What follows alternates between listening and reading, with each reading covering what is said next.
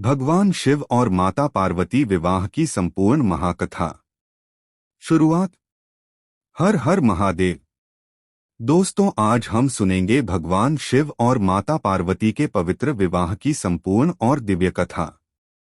यह कथा केवल एक विवाह की नहीं, बल्कि सच्ची भक्ति, तपस्या, प्रेम और समर्पण की कथा है।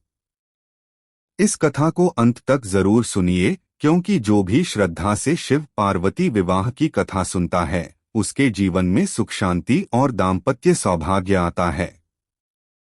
अगर आप सच्चे भोलेनाथ के भक्त हैं, तो अभी वीडियो को लाइक कर दीजिए और कमेंट में लिखिए हर हर महादेव।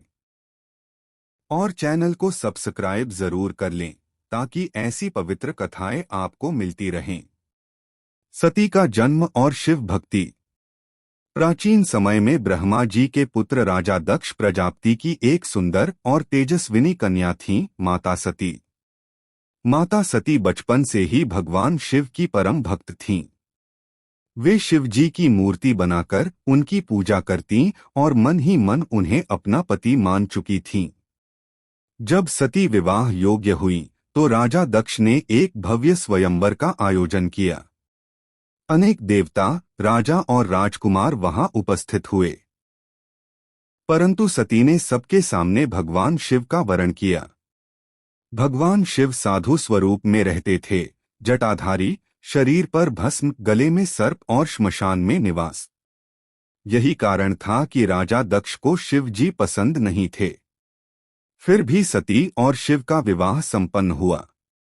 दोस्तों, यहाँ तक कथा अच्छी लगी हो तो वीडियो को लाइक जरूर करें। दक्ष यज्ञ और सती का आत्मदाह। कुछ समय बाद राजा दक्ष ने एक विशाल यज्ञ का आयोजन किया। उन्होंने सभी देवताओं को आमंत्रित किया, परंतु जानबूझकर भगवान शिव को निमंत्रण नहीं दिया। माता सती ने जब यह सुना, तो वे पिता के घर जाने को उत्सुक हुईं। शिव जी ने समझाया, बिना निमंत्रण जाना उचित नहीं है। लेकिन सती ने कहा, पिता के घर जाने के लिए निमंत्रण की आवश्यकता नहीं होती। जब वे वहां पहुंची, तो उन्होंने देखा कि शिव जी का अपमान हो रहा है। दक्ष ने शिव जी को अपशब्द कहे। यह अपमान सती सह न सकीं। उन्होंने कहा, जिस शरीर ने मेरे स्वामी का अपमान सुना है, वह शरीर अब मेरे लिए व्यर्थ है। और वे यज्ञ अग्नि में समा गईं। शिव का रौद्र रूप और शक्तिपीठ। जब यह समाचार भगवान शिव को मिला, तो वे क्रोध और शोक से भर उठे। उन्होंने अपनी जटा से एक केश निकालकर पृथ्वी पर पटका, जिससे वीरभद्र प्रकट हुए। वीरभद्र ने यज्ञ को नष्ट कर दिया और दक्ष का सिर काट दिया। बाद में देवताओं की प्रार्थना पर शिव जी ने दक्ष को बकरे का सिर लगाकर जीवित किया। शिव जी सती के वियोग में व्याकुल होकर उनके शरीर को लेकर तांडव करने लगे। तब भगवान विष्णु ने सुदर्शन चक्र से सती के शरीर के टुकड़े किए। जहां जहां वे गिरे, वहां शक्तिपीठ बने। पार्वती का जन्म। समय बीता।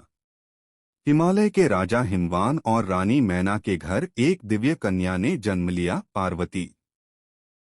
नारद मुनि ने भविष्यवाणी की, यह कन्या स्वयं आदिशक्ति हैं और इनका विवाह भगवान शिव से ही होगा। पार्वती बचपन से ही शिव भक्ति में लीन रहती थीं।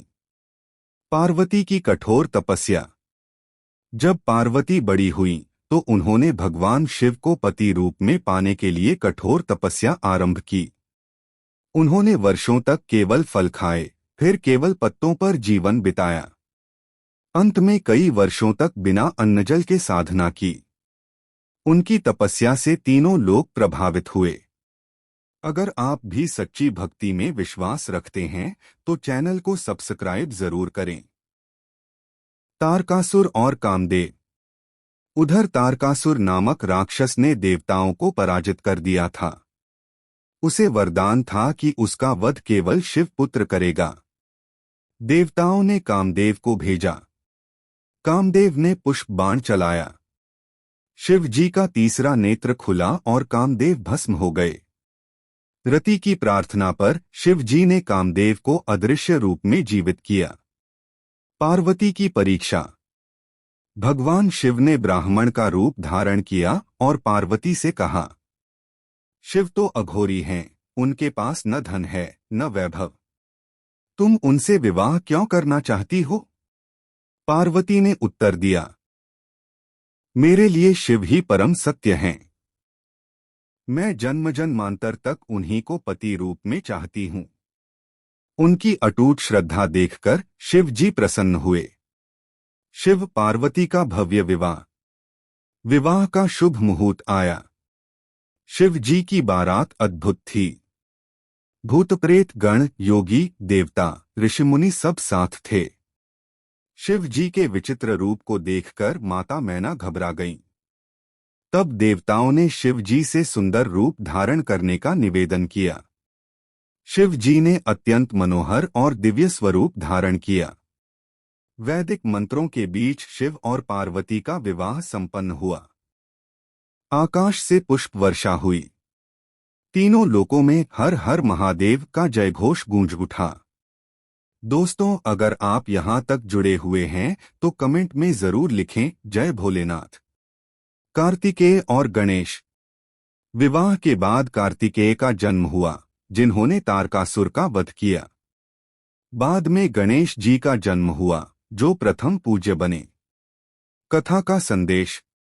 इस कथा से हमें यह शिक्षा मिलती है, सच्ची भक्ति और प्रेम से भगवान भी प्रसन्न होते हैं। अहंकार का अंत निश्चित है। धैर्य और तपस्या से असंभव भी संभव हो जाता है। शिव और शक्ति का मिलन जीवन में संतुलन का प्रतीक है। अंत। दोस्तों, भगवान शिव और माता पार्वती का यह दिव्य विवाह हमें सिखाता है कि सच्चा प्रेम, विश्वास और समर्पण जीवन को सफल बनाता है। अगर आपको यह कथा अच्छी लगी हो तो वीडियो को लाइक करें, शेयर करें और चैनल को सब्सक्राइब जरूर करें। बेल आइकन दबाना न भूलें। हर हर महादेव।